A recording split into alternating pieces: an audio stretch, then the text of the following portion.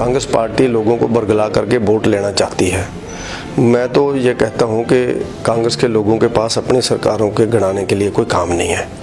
इसके कारण वो एक ऐसा माहौल बनाते हैं। मुझे आजकल समझ में नहीं आ रहा, मुकेश जी जो बार बार क्यों बात कर रहे हैं, क्यों समाज को सफाई दे रहे हैं, मेरे पास कोई क्रैशर नहीं है, मेरे पास कोई बिजनेस नहीं है, मेरा कोई धंधा नहीं है, मैं किसी से डरने वाला नहीं हूँ। उनको डरा कौन रहा है, मेरे को समझ में नहीं आ रहा। हमारी गवर्नमेंट ने उनको विपक्ष का नेता उस समय बनाया जब उनके पास विधायक भी नहीं थे। इतना डेमोक्रेटिक वे जयराम ठाकुर जी ने दिखाया, तो वो किस लिए डरे हुए मेरे को लगता नहीं है। हो सकता है उनकी कोई बातें गवर्नमेंट के ध्यान में आई हो, उनके समय के पाप उनसे बुला रहे होंगे, मुझे नहीं ध्यान में आता। हमने तो कभी बोला ही नहीं है कि उनके बिजनेस क्या है क्या नहीं है, और कोई पूछ भी नहीं रहा उनसे। हर विचार में वो ऐसा क्यों बोल रहे हैं, मेरे को आज तक समझ में नहीं आया। मैं कभी उनसे फ़ोन से भी पूछूंगा कि क्या हो गया भैया। और अगर है भी या किसी का मुझे लगता है बिजनेस, तो बिजनेस करना लीडरों के लिए कोई फंडामेंटल राइट है सब आदमी का, वो कर सकता है, व्यक्ति कोई भी कर सकता है। और अगर किसी के हैं तो वो कोई गुनाह नहीं कर रहा। अगर वो टैक्स दे रहा, अगर वो लीगल काम कर रहा, अगर वो जेन्युइन काम कर रहा और उसमें कोई 2 नंबर का मामला नहीं है, टैक्स चोरी का मामला नहीं, तो करें। और उनको सफाई देने की क्यों जरूरत पड़ गई। हम तो मांग नहीं रहे हैं कहीं कांग्रेस के अंदर ना कोई बवाल मचा हो। कुछ लोगों ने हो सकता है उनके सच्चे झूठे को कागज दिल्ली पहुंचाए हों। अब वो किसको सफाई दे रहे हैं मेरे को तो ये समझ में नहीं आ रहा। हमने तो मांगी नहीं उनसे सफाई।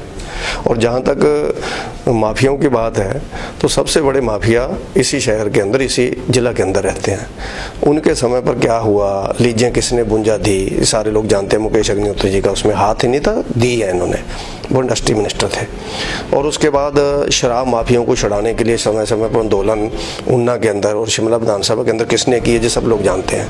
जब 11 पेटी शराब की पिखुवेला में पकड़ी गई, तो ऊना के विधायक के स्टाफ के लोगों ने उनको छुड़ाने के लिए वहाँ पुलिस वालों से लड़ाई लड़ी, और उनको पुलिस ने पकड़ा, और पुलिस से उनको छुड़ाने के लिए मुकेश अग्निहोत्री ऊना के विधायक विधानसभा के अंदर शोर मचाते रहे कि उनके ऊपर कार्रवाई क्यों की। इससे बड़ा माफियाओं का सरगना कौन हो सकता है। इसका जवाब देना चाहिए उनको, जनता को। मुझे लगता है उनको जवाब देना चाहिए इसका, जो मैं बोल रहा हूँ। आप पहुँचाएंगे उन तक, उनको जवाब देना चाहिए इस चीज़ का। भारतीय जनता पार्टी में अनेकों सेल हैं, उनमें से इंटेलेक्चुअल सेल एक महत्वपूर्ण सेल है, यानी बुद्धिजीवी प्रकोष्ठ जिसको हम हिंदी में कहें। तो उस बुद्धिजीवी सेल की आज यहाँ पर मीटिंग हुई है। इस मीटिंग में निर्णय लिया गया है कि भारतीय जनता पार्टी की विचारधारा को जन जन तक पहुँचाने के लिए बौद्धिक दृष्टि से जो बहुत परिपक्व लोग हैं, अलग अलग पदों से रिटायर हुए हैं और अपने घर में आज आराम कर रहे हैं, लेकिन उनको आराम नहीं, उनको काम दिया जाए। वो काम करें, राष्ट्र हित में काम करें। भारतीय जनता पार्टी और नरेंद्र मोदी जी के विचारों को, उनके कामों को जनता तक पहुंचाएं, उसकी पूरी रूपरेखा तैयार की गई है।